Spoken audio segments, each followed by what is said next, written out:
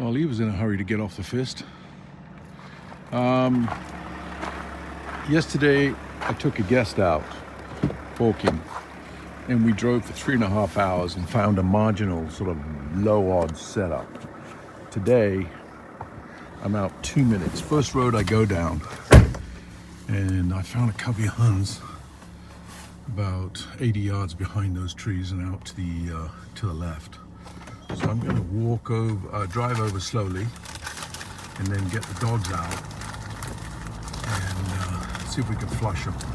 My guess is they're going to head for the distant cover way out there, so they've got to go over open ground, and he'll get a clean shot at them.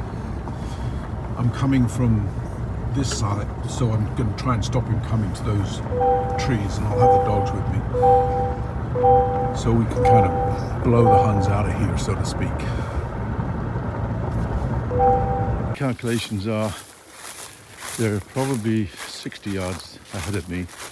There's no wind, and we're approaching from upwind just to keep them from going to the cover, so the dogs aren't going to get the scent. The wind's in my back. It's way above me. The dogs are going to come into them. I hope I can get them. Find them! Get on, find them! Milo's sucking in that air. They've got to be somewhere right here. I don't want them to flush behind me. Griff, come on, you must get into them. Oh. Find them.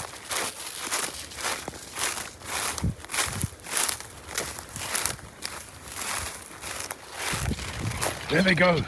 I knew I was on them. Oh, what a stoop. Oh, you see that? He bound to it, and then it fell out of his feet, but it sort of fell out of the air. He's on it. No, he's chasing it to cover now. Oh. Okay. My guess is Griff's got a point. I don't see him.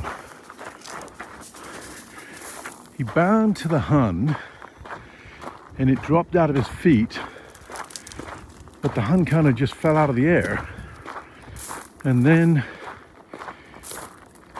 he went down and tried to grab it, then it took off and flew. Oh yeah, Griff's got it here. And it made it to this cover, which is tall, of course. He's remounting now. Griff's very good. He can get them pinpointed. Good boy, Griff, steady. His nose is probably on the hun. Steady. Milo. Good boy, steady. Steady. See if I can see it. Steady. Steady. Dog's nose has got to be right on it. Don't catch it. No. No. I got it. Oh, there it goes. Falcon will be coming into the picture soon. Oh, bound to it. Bound to it. Ah. Well, that's an interesting flight. Oh, Raven's coming in now. I'll get over there. He's down here. Come here. Steady. I know. Good job. Stay. Stay. Griff. Stay. Sit. Sit. Milo, come here. Milo. Come here. Stay. Damn dog. Milo. Stay. Stay. Well, stay. Geez, everybody take a pill and calm down. That was a pretty cool flight. Cock hun. He bound to it the first time, dropped it. It fell out of the air like a wet bag. But when it hit the ground and he came on it, then it took off. And of course it made it to this cover. Stay. It made it to this cover, but we reflushed it, and the falcon came down and finished it off, and bound to it this time, didn't let go. Good boys. Griff, kennel. Well, that ended up quite well. You got a bit of a crop for that. It was a nice flight.